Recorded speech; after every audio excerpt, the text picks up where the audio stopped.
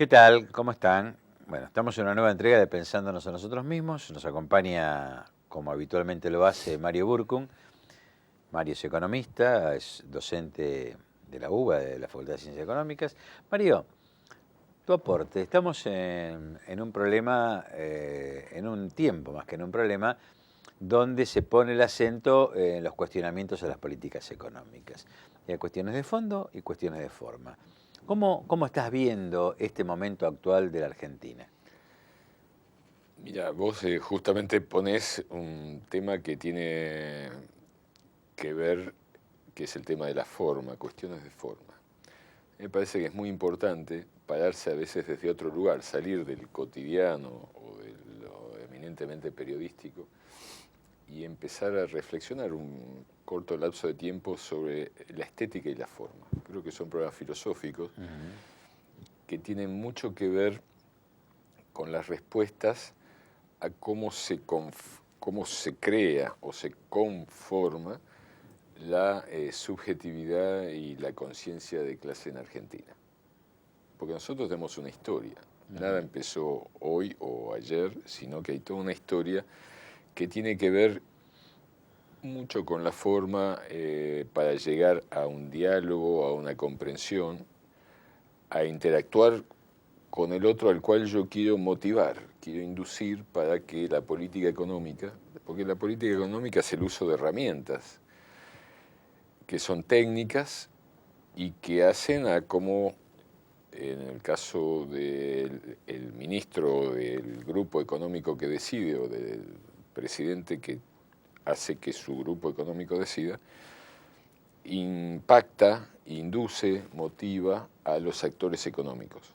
Actores en el sentido amplio del término, trabajadores, empresarios, formas corporativas, sector externo, o sea, nuestros vecinos en la actividad económica, vecinos también en el sentido amplio, porque el mundo está globalizado. Entonces, la forma y la estética tienen mucho que ver. La misma medida, la misma herramienta aplicada produce un tipo de reacción cuando yo la ejecuto con una estética o con otra.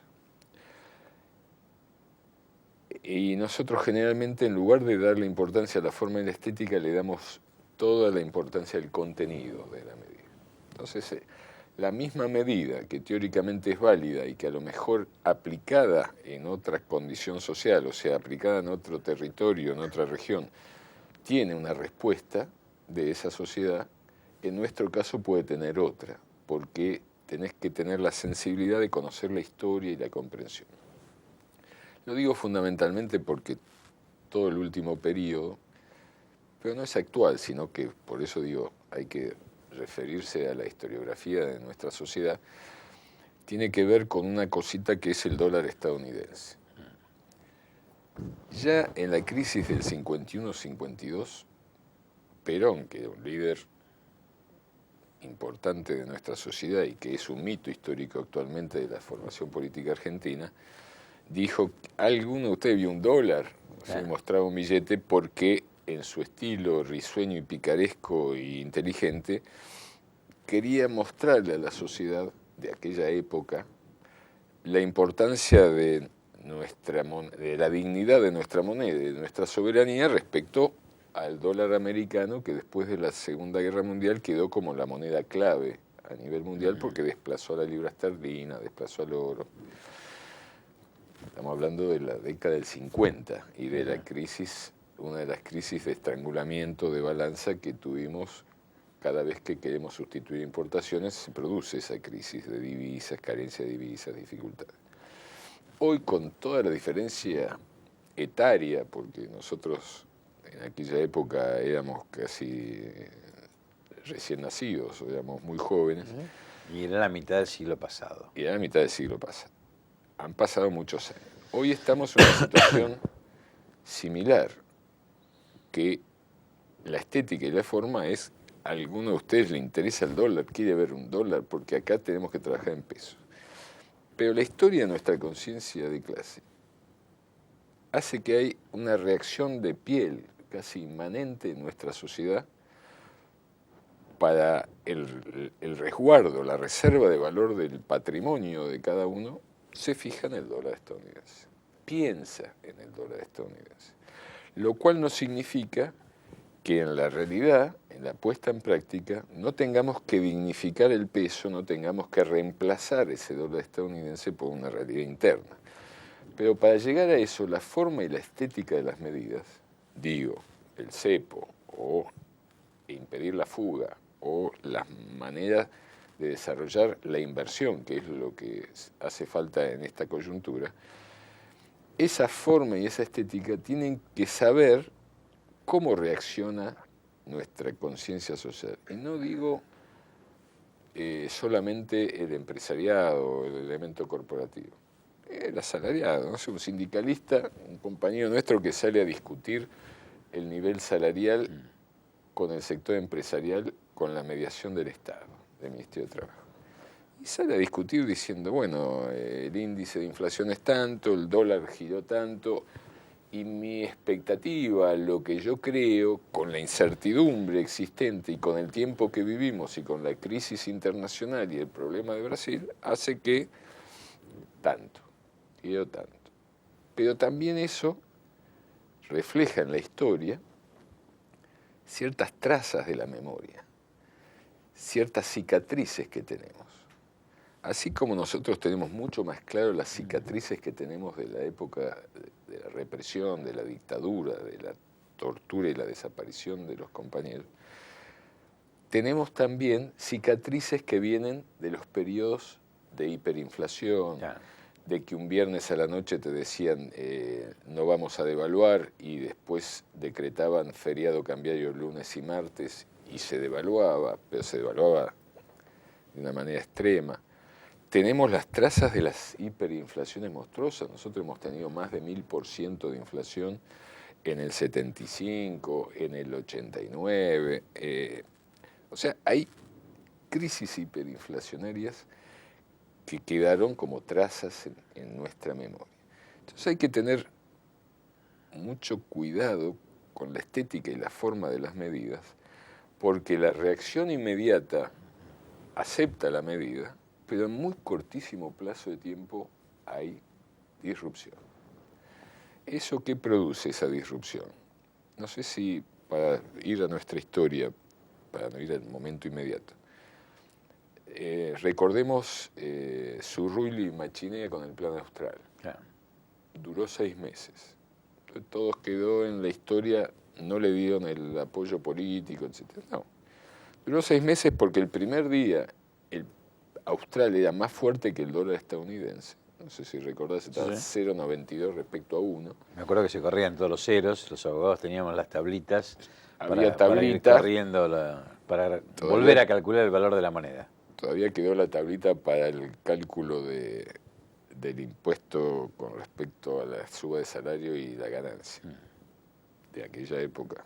Pero sacando de lado ese detalle formal e institucional que hace a la estética y a la forma, la reacción después fue exponencial respecto a todas las variables que impactan cuando la moneda deja de ser representativa de la soberanía.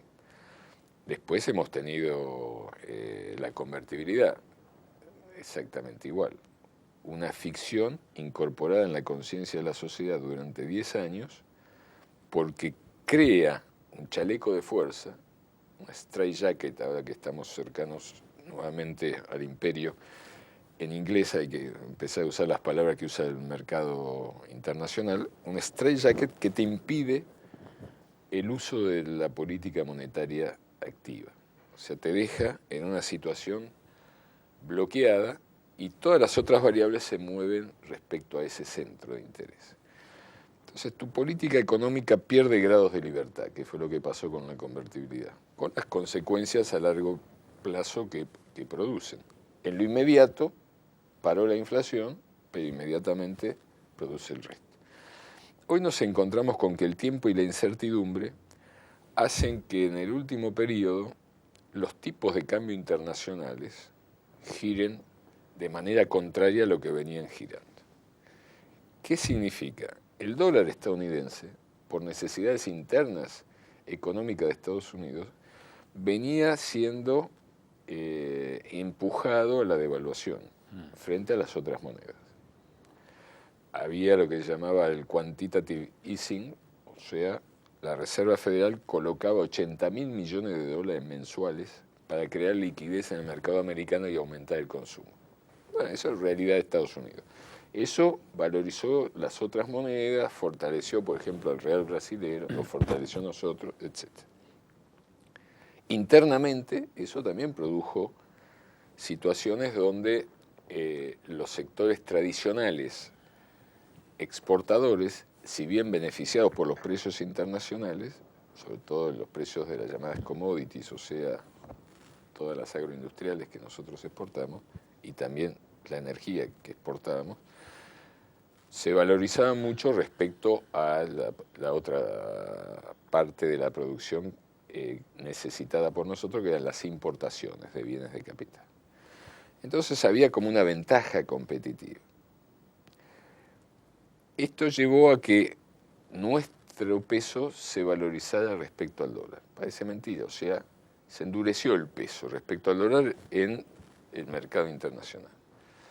Pero desde el año pasado, ya Estados Unidos creciendo y saliendo de la crisis y con un consumo masivo muy grande, con baja tasa de inflación por el consumo, Estados Unidos amenaza con terminar el quantitative easing, no va a poner más liquidez en dólares y está aumentando el valor del bono americano y está aumentando la tasa de interés en Estados Unidos.